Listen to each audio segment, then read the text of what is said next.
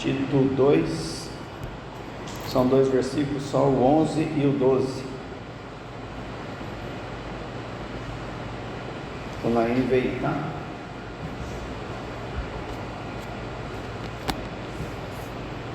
Porque a graça de Deus se manifestou salvadora a todos os homens. Ela nos ensina a renunciar à impiedade e às paixões mundanas e a viver de maneira sensata, justa e piedosa nesta era presente.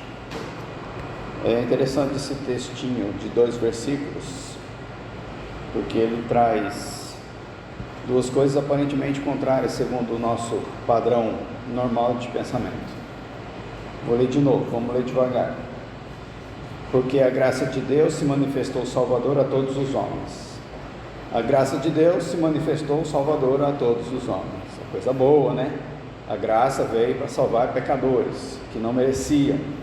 E no seguinte ele continua falando da graça, diz: ela, a graça, nos ensina a renunciar à impiedade e às paixões mundanas e a viver de maneira sensata, justa e piedosa nesta era presente. Aqui inverteu o sentido. A graça boa, gostosa, leve, que nos salva do nosso pecado, ela nos ensina a tomar uma postura que não parece tão positiva assim. Isso aí chama oxímoro. É um recurso de linguagem que junta ideias contrárias no mesmo pensamento. Por exemplo, quando dizem um silêncio eloquente, ou um silêncio que grita. São palavras opostas que juntas fazem um sentido. Quando quer dizer, por exemplo, espontaneamente calculado. É calculado ou é espontâneo? É espontaneamente calculado. Ou quando fala um crescimento negativo, mas crescimento é positivo. Ou mentiras sinceras. Piada séria. Está entendendo o sentido? Quando Paulo fala, quando sou fraco é que sou forte, isso é um oxímoro. Ou quando Chaves disse, foi sem querer querendo, é um oxímoro. Deu para entender, né? Parece que nós temos um oxímoro nesses 2 versículos, graça e disciplina, no mesmo texto. A graça que salva é a graça que ensina.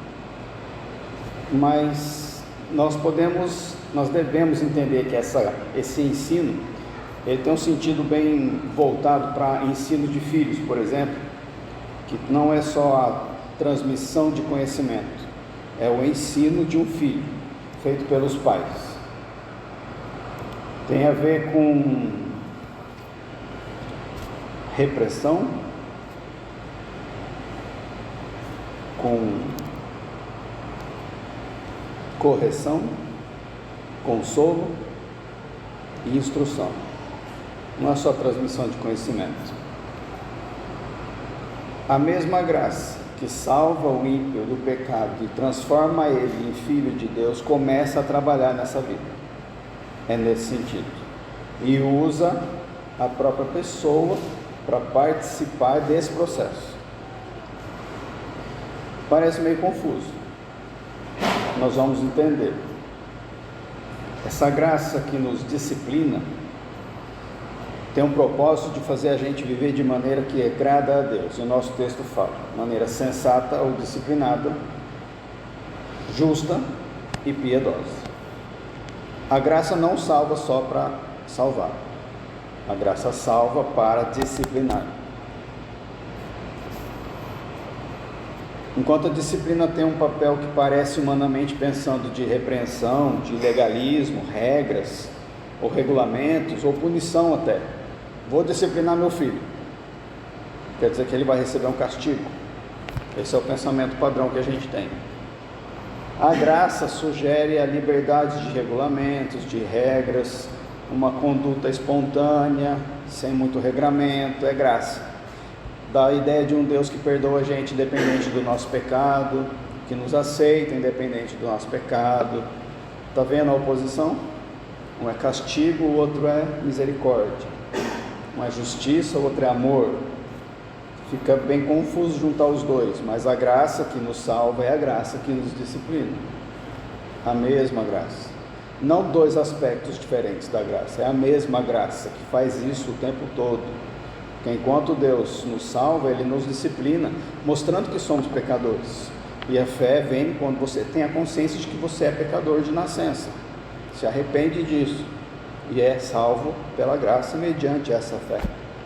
Você foi disciplinado enquanto pecador para ser salvo e foi salvo pela graça.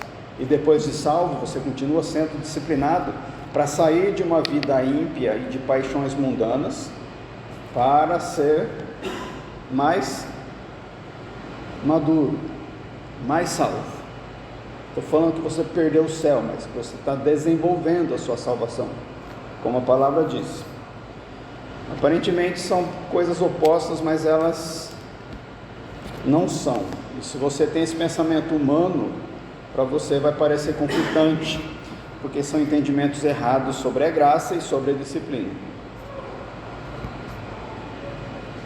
Se você entender que a graça de Deus, ela veio para te ensinar do jeito de Deus, tudo que nós temos que ensinar para os nossos filhos, ou para quem ouve a gente, amigos, parentes, dependentes, alunos, discípulos, nós precisamos saber o que é ensinar. E você não vai só passar conhecimento. Se você pegar alguém para discipular na fé e ficar só transmitindo conhecimento, você não está ensinando. Você está só passando informação. É inútil.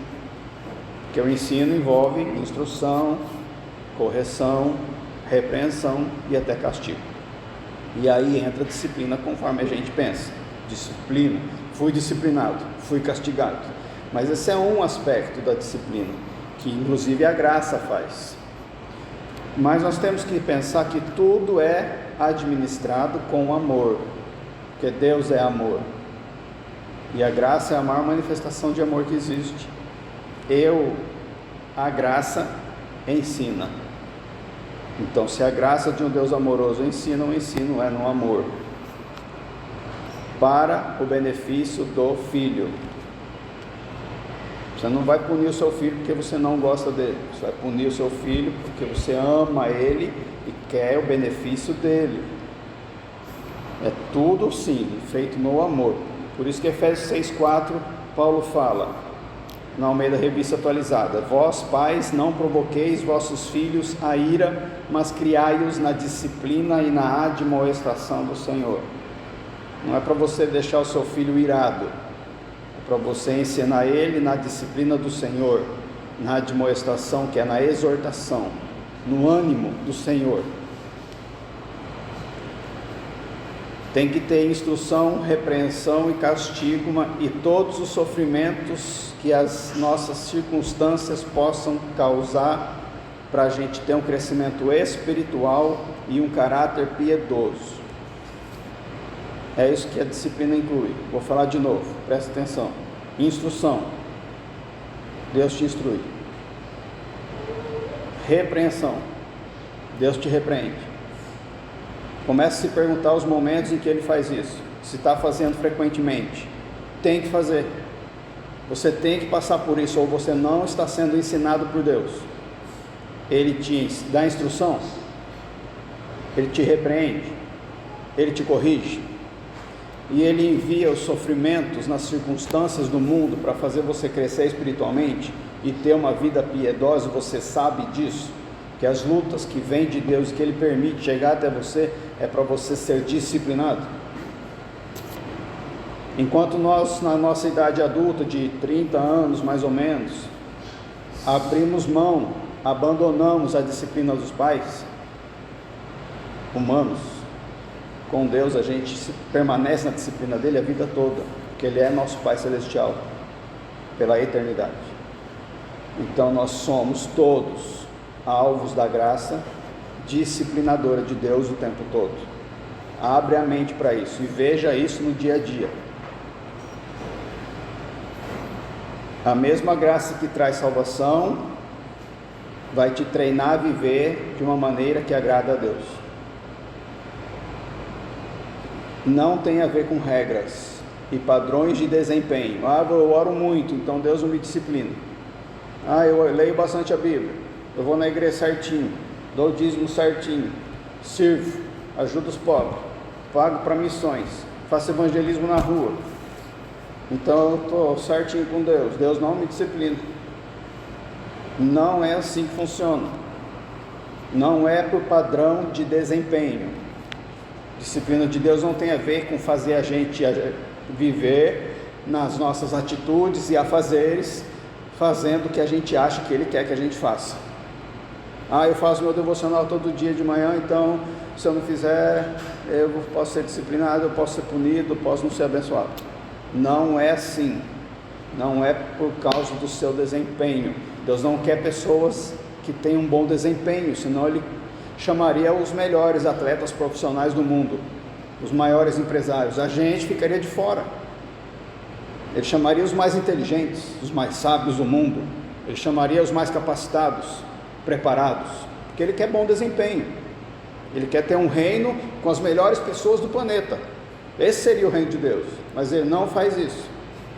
Ele chamou os mais fracos, menores, pobres, doentes, excluídos, necessitados, lentos, incapazes, para serem ovelhas. Ovelha é estúpida. O sentido bíblico da ovelha é ser estúpida.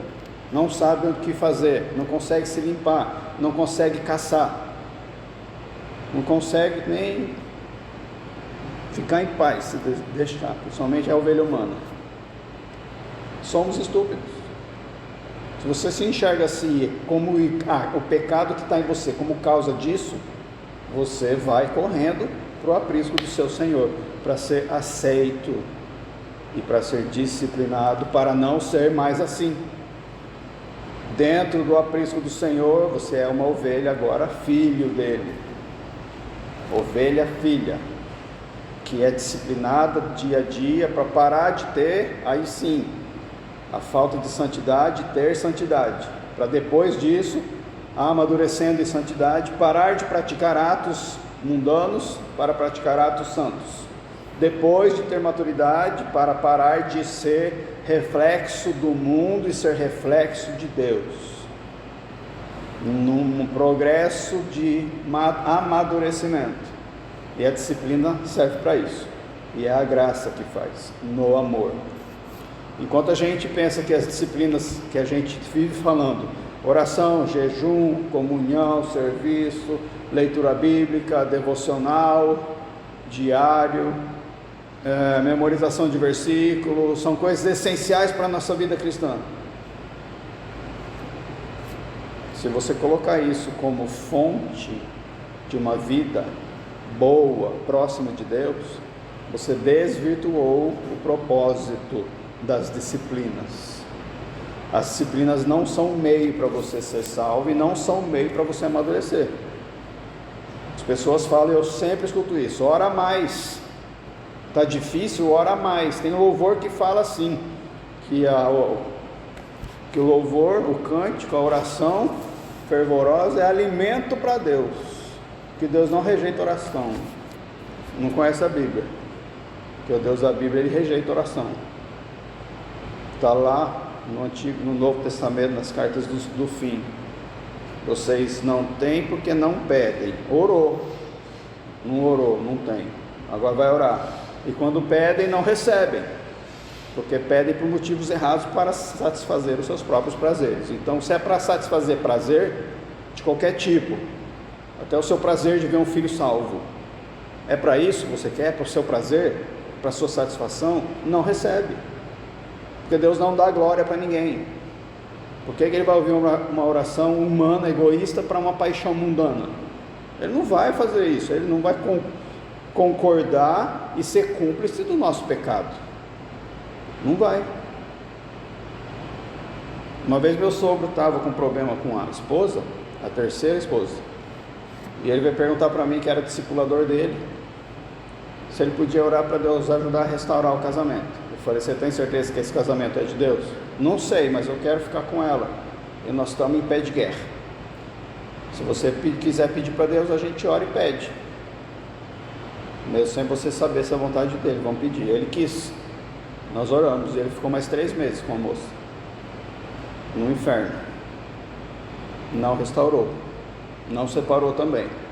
Deus deu parcialmente o mal para ele contra a vontade de Deus, porque ele pediu errado. Você vai ficar com ela então, mas você vai sofrer.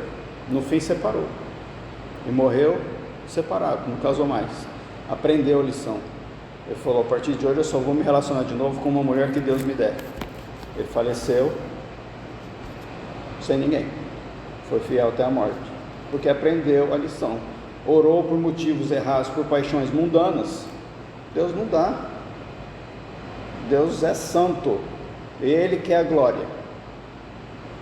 A disciplina dele é para fazer a gente se amoldar ao seu caráter, para dar glória a Ele, fazendo orações certas depois, fazendo leitura bíblica certa, jejum certo, serviço certo, tendo comunhão do jeito certo, memorizando o versículo no Espírito, participando de culto em Espírito e em verdade, depois que a disciplina se aplica, e não antes, para daí ter a chance, pedir para Deus, quem sabe, na misericórdia, derramar graça, para a gente se aproximar mais dele. É o inverso, começa de Deus. Se você usar as suas disciplinas espirituais, eu não sei como é que elas estão, como fundamento para o seu crescimento espiritual, elas podem te levar a pensar que elas definem o nível do seu relacionamento com Deus. Eu oro pouco, então eu não estou íntimo com Deus. Eu oro muito, então eu estou ficando mais íntimo com Deus. Sabia que no céu, que Isaías teve a visão dele no capítulo 6, quando ele entrou na sala do trono, ele viu anjos em volta do trono. Eram 4. E ele viu 24 anciãos, 24, na sala do trono. Isso é ser íntimo de Deus. O resto não está lá. Está no céu, mas não está na sala do trono. Aí você quer ser íntimo de Deus na terra, cheio de pecado, contaminado pelo pecado, com pensamentos tortos, sentimentos tortos, atitudes tortas, por orar o dia inteiro. Não viaja. A sua intimidade com Deus hoje é maior do que os serafins, se você está em Cristo, porque você não entra mais na sala do trono, você é o trono, você é o altar onde o Espírito habita. Isso te faz ser íntimo de Deus. Aí não sabe disso, ou esquece, ou não lê a Bíblia e não aprende, porque não está sendo disciplinado pelo Senhor, porque está querendo ensinar, mas a gente não aprende porque não vai atrás, investigando a palavra. Não vive assim com essa consciência, com essa fé de que a minha intimidade com Deus não depende do meu desempenho, depende de Cristo e da minha fé nele. Resolve o problema de intimidade. Tem um monte de louvor, todo domingo eu fico procurando louvor para pôr aqui. A gente não tem grupo de louvor por enquanto. O pessoal quis sair da igreja porque não aceitou a disciplina do Senhor, e foi com amor, tá? Não sou grosseiro, mas do Senhor que disciplina. Não aceita, se afasta, não quer estar no íntimo. Deixa eu quieto aqui no meu pecado. Deus não deixa. Aí a gente está sem grupo. Vamos continuar assim até Deus mandar. Aí eu tenho que procurar os vídeos de música na internet. Vários deles eu rejeito, porque tem muita mentira no meio. Muitos falam: Senhor, não se afasta de mim. Quando que o Senhor vai se afastar do altar que Ele habita? Senhor, se o Senhor ficar comigo a minha vida toda, o Senhor já está comigo a vida toda, não tem de ser. Ele não vai me abandonar. O que acontece é eu pensar que pelo meu desempenho eu posso fazer Deus me abandonar, por causa de uma fé errada, não bíblica. Se o Espírito habita em você, ele vai habitar em você como um selo, uma herança, não vai sair mais. A questão é: você é rebelde para o Espírito que habita em você? Você é contrário à palavra de Deus que Ele quer aplicar em você? Você é medroso ou covarde a ponto de não submeter a sua exortação, correção, instrução, consolo? Ou você aceita, se submete, confia que a disciplina vem dele e ele quer fazer vocês amadurecer para vocês aumentarem na colaboração, na intimidade que já era para existir? Aí fica muito desempenho. Aí o desempenho faz você ter justiça própria, considerando aqueles que não têm um desempenho igual ao seu, inferiores a você. E a palavra diz para a gente não considerar o próximo como inferior, mas como superior a nós mesmos. Aí o desempenho vem, quando você não está bom, vem culpa por desempenho fraco, que a gente está falando faz semanas já. Aí você acha que Deus não vai te abençoar porque você está com culpa, porque não teve desempenho bom. Mas sua vida fica de um pêndulo no outro assim, ó, tô bom, tô ruim, tô perto, tô longe, tô abençoado, tô amaldiçoado, olha o perigo. Eu sei de pastora, que é próximo da gente, na família, eu já ouvi ela falando que se ela fizer aquilo que ela considera pecado, eu nem lembro o que era, vai que Jesus volta enquanto eu estou no pecado, eu vou para o inferno. Que medo é esse de não poder pecar numa atitude que ela acha que é pecado? O próprio pensamento desse é contrário à palavra de Deus. O próprio pensamento é pecado. Que pêndulo maldito. Estou salvo, estou não estou, estou salvo, não estou, estou salvo, não estou. Vai morrer na agonia, estribuchando, com medo. Será que eu estou em pecado agora, Senhor? Tem misericórdia, tem misericórdia, tem misericórdia, vou morrer, estou para morrer. Em vez de morrer louvando, cantando, adorando, abrindo o céu, e como Estevão, eu vejo o Rei da Glória. Já morreu antes de o corpo falecer ali, já está no céu, o corpo morreu depois. Morre louvando e não com medo do inferno por causa do seu desempenho. Creia que Cristo é a sua intimidade, é a sua justiça, Ele conquistou a sua salvação. Põe fé nisso e dependa dele somente, não do seu desempenho. Se você acha que a sua disciplina espiritual te faz se aproximar ou te afastar de Deus, está errado. Você está sendo disciplinado pelo legalismo e não pela graça. O desafio de você ser fiel nas disciplinas espirituais, que são boas, torna-se prejudicial quando o seu propósito é desvirtuado. Romanos 7 fala disso. A lei de Deus é boa, mas o pecado transformou a lei boa de Deus em algo ruim para mim. Porque a lei sendo boa, o pecado pegou a lei que sendo boa e a tornou má para mim. O pecado fez a lei boa virar má para mim. Porque, por exemplo, que eu não poderia cobiçar, antes da lei eu não sabia. Mas depois da lei me foi revelado que eu cobiço, e aí eu cobicei mais a partir daí. Então a lei que foi dada para gerar vida, em mim por causa do pecado, gerou morte. É isso que fala em Romanos 7. A gente pega o que Deus dá, que é bom, e se deixar o pecado reinar de novo e sugerir mentiras, aquilo vira algo que causa morte espiritual e física até. Não faça isso com as disciplinas espirituais. Elas são boas, mas se você usar elas para pensar que tem alguma chance de elas colocarem você num nível mais alto ou mais baixo no seu relacionamento com Deus, desvirtuou o propósito delas. Porque você vai pensar que você, por exemplo, se fizer o devocional todo dia, estou seguro todo dia. Mentira! Se eu não fizer o devocional num dia, aquele dia pode ser perigoso. Mentira! Aí você se esforça o tempo todo para cumprir as suas disciplinas. Tem um amigo meu, próximo, viajei com ele ontem. Está em igreja evangélica, o filho dele quando era bebê, já está com mais de 20 anos, quase 30 hoje, ele estava quase morrendo no hospital, Ele fez um voto para Deus de que se o filho dele fosse salvo, ele nunca mais iria deixar de participar de um culto domingo.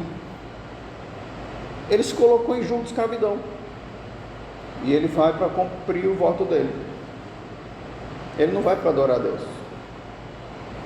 Você não vê a disciplina funcionando na vida dele, nem não aprende, continua na mesma fé, vivendo do mesmo jeito, com paixões mundanas, amores carnais, impiedade, que é desobediência, mas está indo no culto todo domingo religiosamente, porque ele fez o voto e o filho dele está vivo. Sabe por que ele faz isso?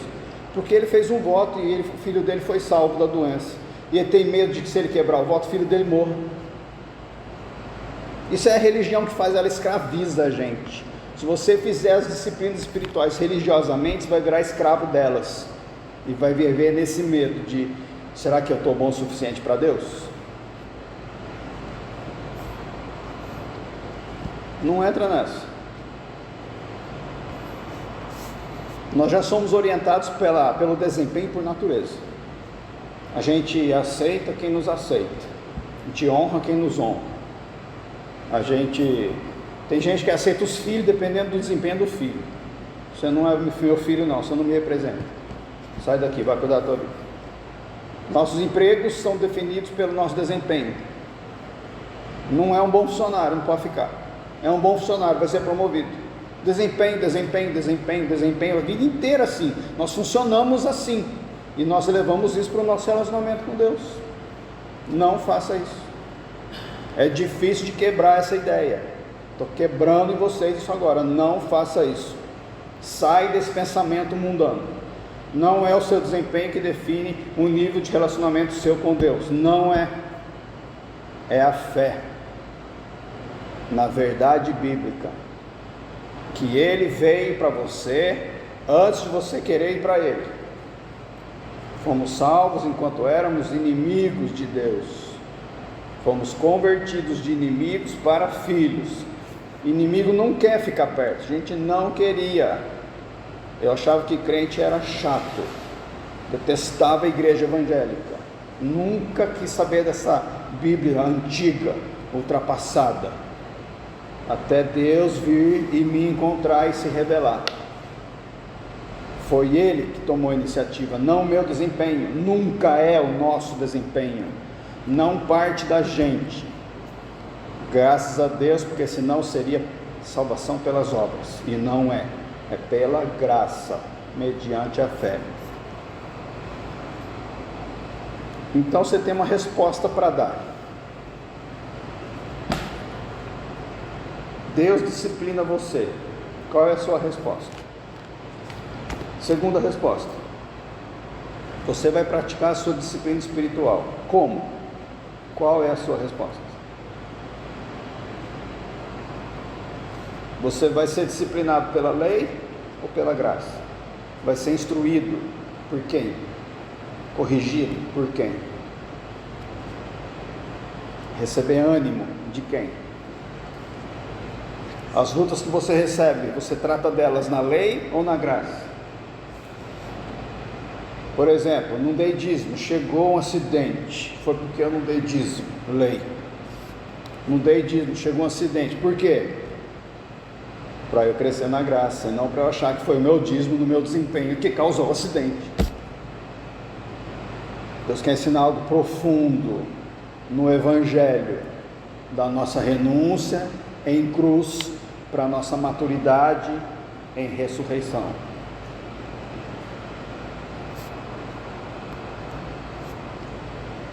Paulo diz que a mesma graça que nos salva nos disciplina.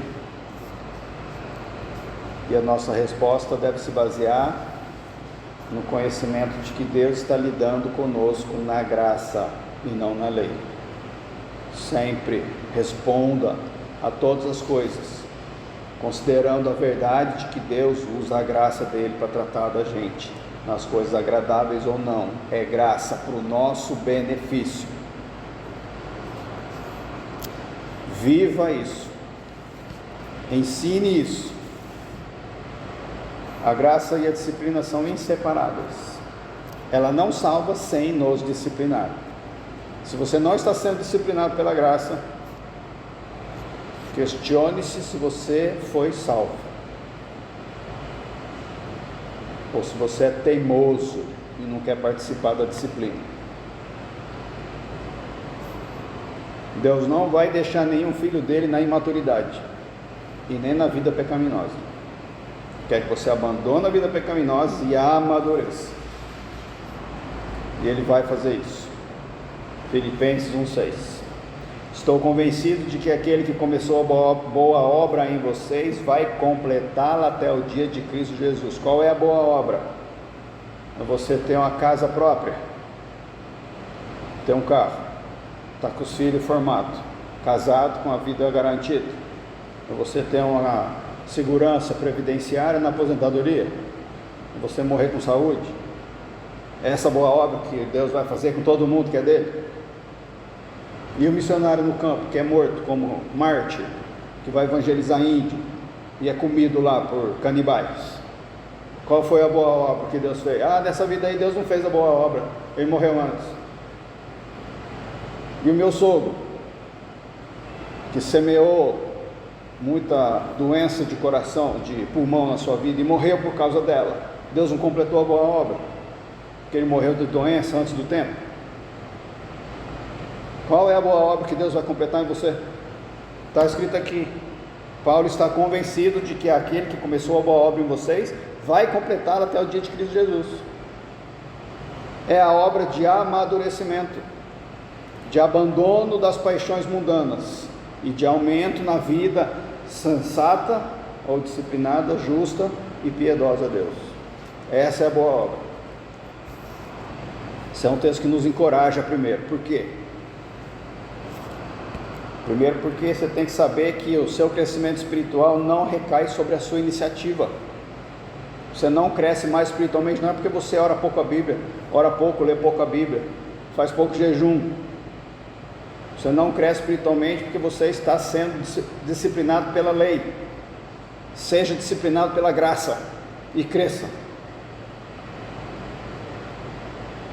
Deus quer fazer você ter vontade de ler a Bíblia, por amor a Ele. Você não quer conhecer Deus? As pessoas falam de tudo que é tipo de assunto, paixões humanas, futebol, política, família, comida, remédio, crises, lutas, notícias. Cada hora vem uma coisa nova para a gente se atentar nas notícias, para a gente conversar sobre aquilo, se preocupar com aquilo, para chamar a nossa atenção, para os nossos olhos se voltar para aquilo, às vezes para trazer alegria momentânea, às vezes para trazer preocupação. Quantas coisas mais te tiram de Deus e te colocam olhando para elas? Deus quer que você tenha intimidade, que você já tem, consciente, e desfrute do poder do Espírito que habita em você, para você não precisar tirar os olhos dele, sem medo, sem preocupação, tendo a alegria do alto eterno e não a nossa temporária, que você dá risada em videozinho de TikTok. Não importa a situação, não importa o contexto, não importa a época, Deus é maior. E se você sabe quem Ele é e ama isso e quer mais, Ele te dá fome e sede da sua justiça e te satisfaz dela, para você ter mais fome e sede, porque é igual sal, quanto mais você come, bebe, mais você come sal, mais água você quer. É a justiça, inclusive, que é para você ser sal do mundo, levando a justiça. A sua vida sensata, justa e piedosa não depende do seu desempenho, não depende da sua sabedoria para reconhecer as áreas da vida em que você precisa amadurecer. Você sabe? Se eu perguntar isso, você vai falar: eu preciso amadurecer na minha oração, que está muito fraca. Lei. Preciso amadurecer na minha leitura bíblica, eu leio pouco. Lei.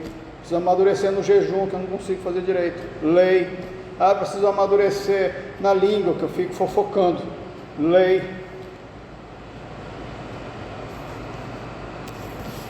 Quais são as áreas da sua vida que você tem que amadurecer?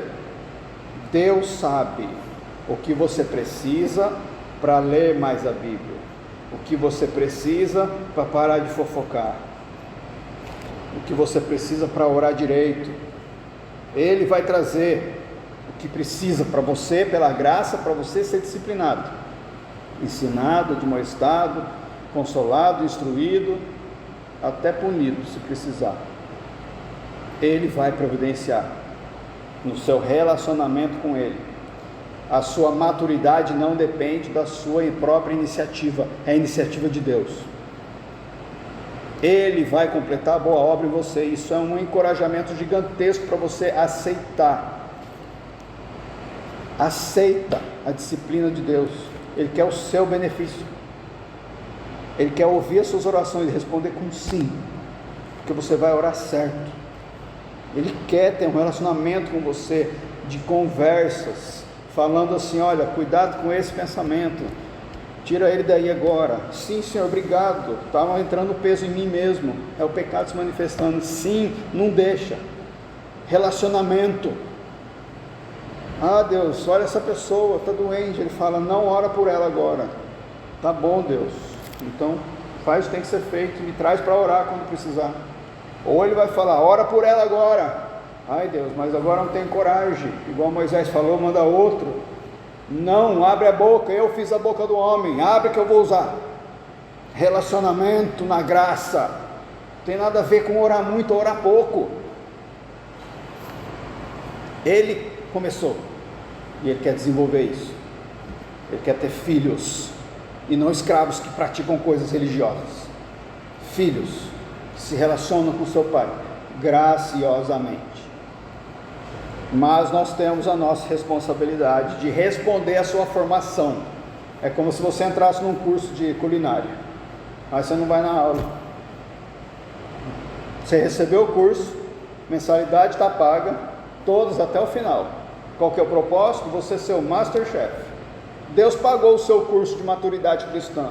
Qual foi o preço? O sangue de Cristo. Está pago. Em vez de você fazer a sua parte participando da disciplina, quantas disciplinas tem num curso? Português, matemática, biologia, química, física, inglês. Quantos tem no curso espiritual? Quantos? 66 livros de disciplinas, 8.000 promessas. Faça o curso. Não vai fazer? Velocidade que você está nesse curso, lerdo, foi pago já. Você só tem uma vida para terminar. Daqui a pouco passa. Não faz igual o brasileiro faz, deixa para estudar para a prova 2 dias antes da prova, ou na noite anterior, aí fica a noite em claro estudando para a prova. Não faz, não dá tempo. Se você estudar isso aqui uma vida, você vai chegar no calcanhar da profundidade que tem isso aqui. E você vai perder a oportunidade, que você só tem uma, de viver uma vida com Deus, do jeito que Ele quer que seja vivida. Ele é o responsável pela sua formação espiritual. Ele usa pessoas para te ajudar, pastores, irmãos na fé maduros, a palavra, e as circunstâncias acontecem com você, mas a responsabilidade suprema é dele. Se ele me levanta aqui para falar isso para vocês hoje, a responsabilidade é dele. Ele está me usando para falar isso para você, para te ensinar, para te disciplinar, mas a responsabilidade é dele. Se eu falar besteira, ele vai fazer você esquecer depois. Se eu falar a verdade, ele vai fazer você lembrar depois. É para ele a glória, dele, por ele, para ele. Ele levanta pessoas. Ele está levantando você para ajudar quem? Na disciplina de quem? Em que área? Quando? É ruim você ser um disciplinador. Tem que ensinar, admoestar, consolar, instruir, pelo exemplo primeiro. É um treinamento, não é uma aulinha. Vem cá que eu vou te ensinar a orar. Tá, agora vem cá que eu vou te ensinar a ter uma vida de oração. É diferente. Vem aqui que eu vou te ensinar a pregar. Tá, agora vem aqui que eu vou te ensinar a falar da palavra 24 horas por dia, sem verbos, sem som, pela vida manifesta. É diferente de ensinar a pregar. Em quem está sendo abençoado pela sua disciplina, que Deus está te levantando para ser usado. Está esperando o dom chegar, né? Não sei qual que é o meu dom. Quando Deus revelar o meu dom, Ele vai me usar. Esse aqui é um dom de cura, só para curar, né? Não vai ser usado para ensinar, para disciplinar ninguém. A pessoa passa por você cheio de pecado, você deixa a pessoa ir para o inferno. Tchau, estou no céu, tchau. Vai para o inferno com seus pecados, eu estou salvo aqui na minha. Estou no barquinho com Jesus. As ondas não vão fazer a nau afundar. Você não, fica aí com seu pecado. Estou esperando meu dom para te curar. O seu problema não é doença. Eu também não tenho dom, posso te ajudar. É assim que a igreja está, querendo profecias, querendo dons espirituais místicos, enquanto a palavra quer que o povo seja maduro, se livre da impiedade, que é desobediência, e das paixões mundanas, confiando que Ele sabe o que tem que ser feito, e que Ele guia todo o processo, todas as pessoas à nossa volta, para fazer isso se cumprir, o nosso amadurecimento. E aí você tem que confiar nisso. Você não sabe onde vai amadurecer, Ele sabe onde o filho dele precisa amadurecer. Pergunta para as crianças ali, onde é que elas têm que mudar para ser adulto? Elas não sabem, elas não são adulto ainda. É impossível a gente, estando aqui, saber como é que vai ser no futuro, sem olhar para Ele. É Deus que sabe. Confia nele, submeta-se a Ele e obedeça, senão não participa do processo. Tem que obedecer, movimento ativo. Vem Hebreus 13:20 e fala: o Deus da paz, que pelo sangue da aliança eterna trouxe de volta dentre os mortos a nosso Senhor Jesus, o grande pastor das ovelhas, o Deus da paz, os santifique em todo o bem, para fazerem a vontade dele, e opere em nós o que lhe é agradável, mediante Jesus Cristo, a quem seja glória para todos sempre, amém. Opere em nós o que lhe é agradável, disciplina.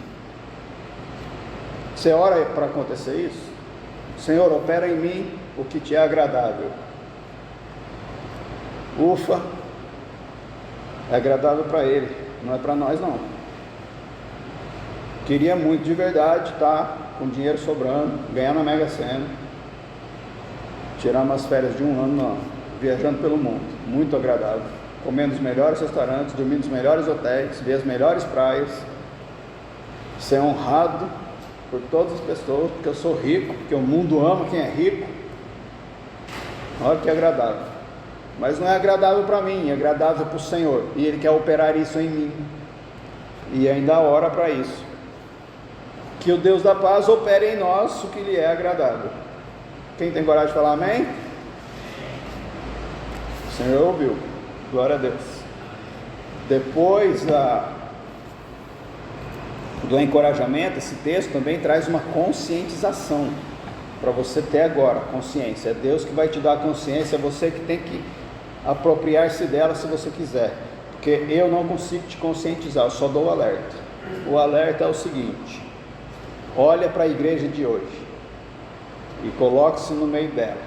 Tem uma multidão de pessoas que afirmam crer em Cristo, mas não passam a impressão de já terem sido disciplinadas pela graça. Me mostra uma pessoa que você conhece que mostra numa evidência visível que ela já foi e está sendo disciplinada pela graça. Eu quero conhecer essa pessoa para conversar com ela. Pode ser pastor, missionário, evangelista, apóstolo, pode ser a senhorinha do coquinho que ora o dia inteiro. Fala um que está sendo disciplinado pela graça e dá para ver fruto visível naquela vida. Eles podem ter respondido a apelo, pode ter vindo na frente do culto, pode ter preenchido uma ficha de membresia, pode até ter feito uma oração de entrega. Mas se a graça não está ensinando nada para essa pessoa e ela está aprendendo da lei, ela não está aprendendo a renunciar às suas paixões mundanas, e você percebe em 2 minutos de conversa, e não está conduzindo essa vida a uma vida sensata, justa e piedosa. A vida dela é igualzinha à vida dela antes de ter feito essa entrega, essa profissão de fé. É igualzinho. Só mudou o vocabulário porque virou crente, mudou as palavras que fica citando a Bíblia, aprendeu uns cânticos, mas vai ver as paixões, vai ver o conteúdo das conversas, vai ver a motivação do coração, vai ver a ira se manifestando quando olha para o próximo, ou a soberba, arrogância, prepotência, vê a vaidade aparecendo, querendo se exibir. É fácil de ver. Não está sendo disciplinado pela graça. Olha o perigo de Hebreus 12:8. Se vocês não são disciplinados e a disciplina é para todos os filhos, então vocês não são filhos legítimos, mas sim ilegítimos.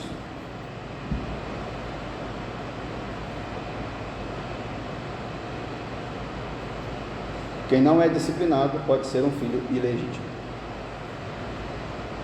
Pensa que é filho, mas não é. E olha Mateus 7:21. Nem todo aquele que me diz Senhor, Senhor entrará no reino dos céus, mas apenas aquele que faz a vontade de meu Pai que está nos céus. Não é apenas aqueles que fizeram uma profissão de fé. Não são aqueles que oram muito, lêem muito a Bíblia, jejuam, dão ofertas e blá blá blá. Não é. Não é aquele que vem no culto de domingo na aula de terça. Não é. Não é aquele que na hora do aperto chama o pastor para orar em casa, para receber oração e aí continua a vida achando que está tudo bem. Não é esse que vai entrar no reino dos céus. É aquele cuja evidência da disciplina da graça faz parte da vida dela. A graça de Deus está me disciplinando? Pergunta isso. 2 Coríntios 13:5. Examinem-se para ver se vocês estão na fé. Provem-se a si mesmos. Não percebem que Cristo Jesus está em vocês, a não ser que tenham sido reprovados. Examinem-se. E 2 Pedro 1:10. Portanto, irmãos, empenhem-se. Não é um esforço qualquer, é um empenho. Empenho. Te desafio a tomar banho sem empenho. Você consegue tomar banho em 5 segundos, sem empenho.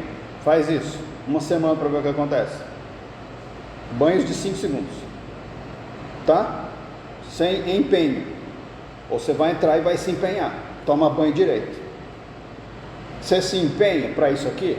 Vamos ver.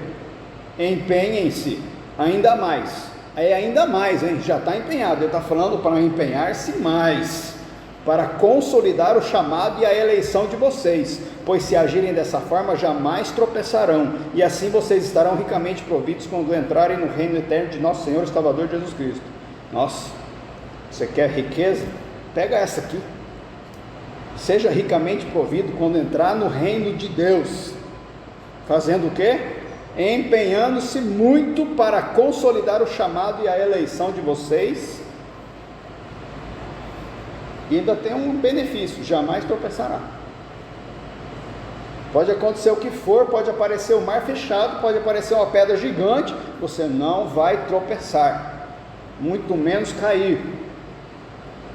Ah, eu caí. O pessoal lá que mexe com droga e álcool fala, bati a nave. É, não é? Caiu. Não resisti, fui para a droga de novo. Não é para cair, não é nem para tropeçar.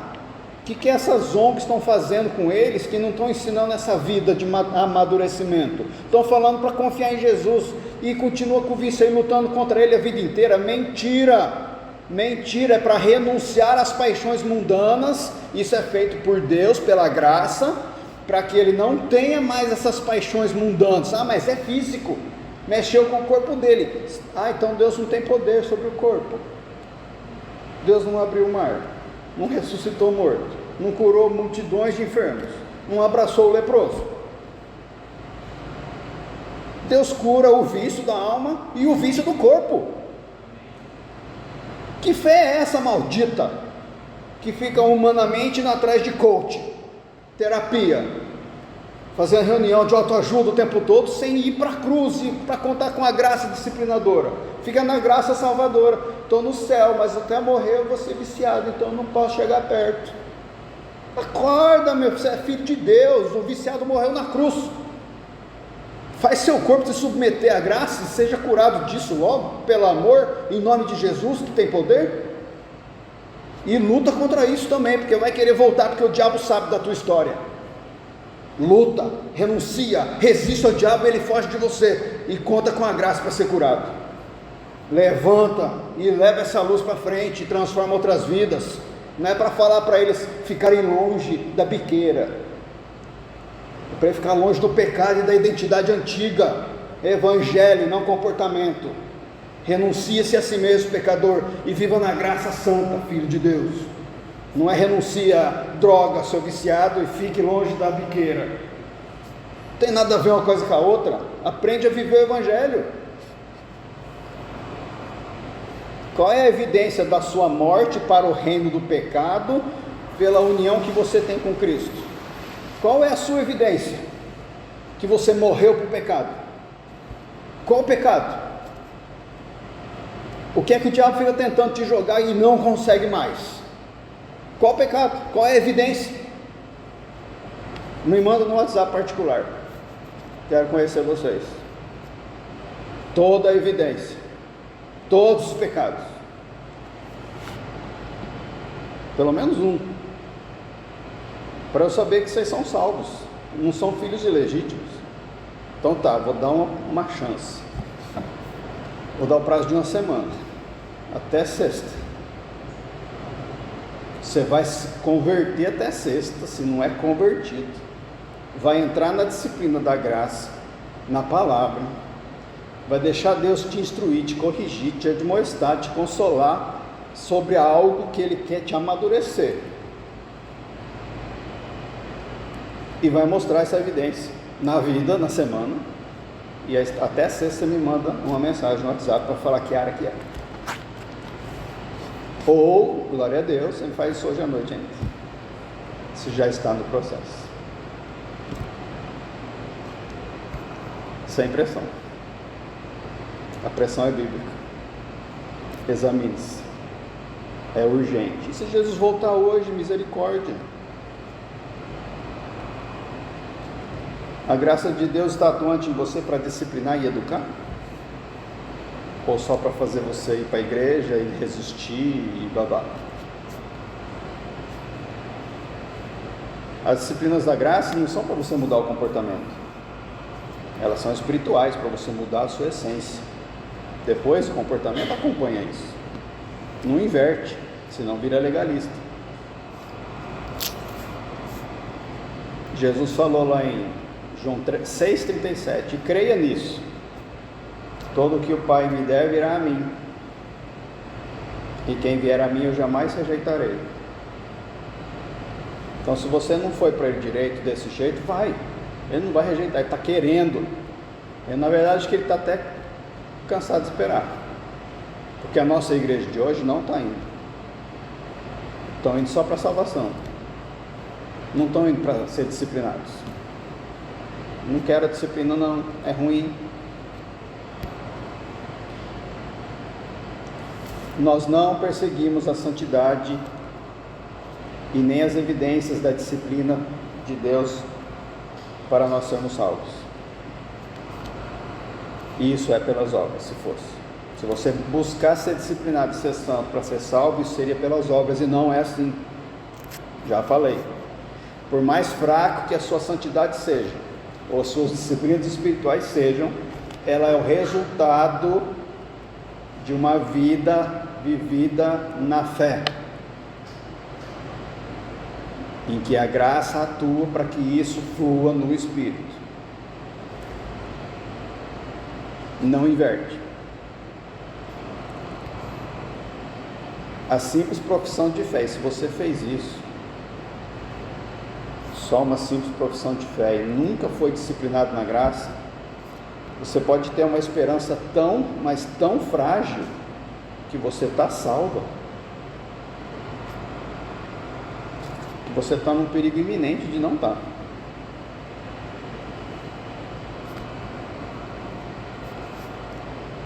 A ausência de uma evidência forte na sua vida pode mostrar o perigo que você está. E aí a gente olha para fora, e eu, por exemplo, posso olhar para muita gente e falar, não é crente. Mas eu não posso fazer isso, eu não sei.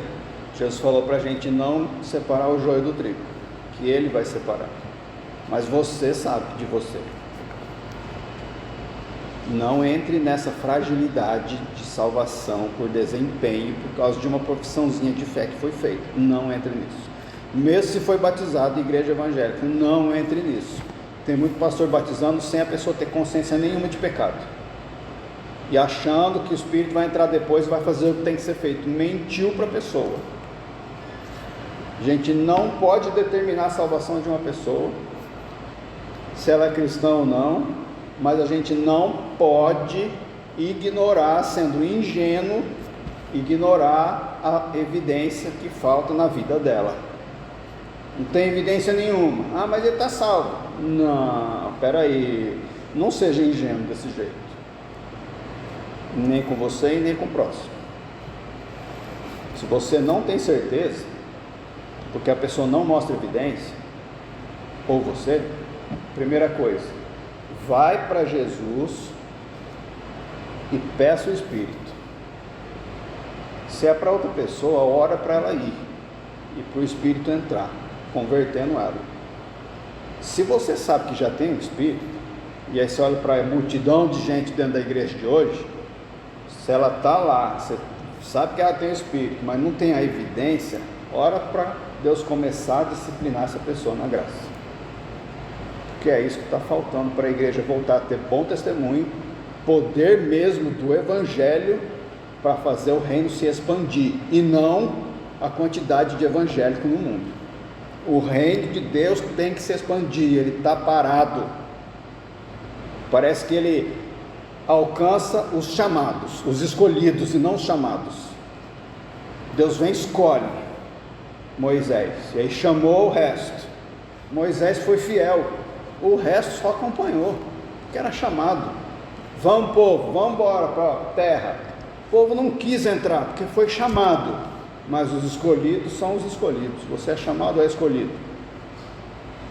Se você foi escolhido como Moisés, você está sendo disciplinado, tu aceita isso. Mas se você foi chamado, você pode ser como Acã, que morreu no pecado, ou como Josué, que foi fiel e assumiu o lugar de Moisés. Amém? Vamos orar? Desafio lançado. Quero testemunho. Pai, em nome de Jesus, quero te agradecer mais uma vez, porque a sua palavra ela vem para nos admoestar, nos instruir, ela nos dá ânimo, nos encoraja e nos esclarece a verdade. É a palavra de Cristo, em que Ele mesmo é a palavra. Ele quer viver em nós, para nós não vivermos mais, para nós não contarmos com o nosso desempenho e para nós não colocarmos a nossa fé em nós mesmos, mas nele. Obrigado por essa libertação, obrigado por essa clareza, obrigado por essa vida suave com o jugo de Cristo, que é leve. Não queremos e não vamos mais, depois de fazer essa entrega agora, nessa oração, do nosso jugo pesado religioso, nós não queremos mais pegar ele de volta, nunca mais. Nossa vida a partir de agora se baseia simplesmente no desempenho de Jesus, que cumpriu toda a lei e não a aboliu.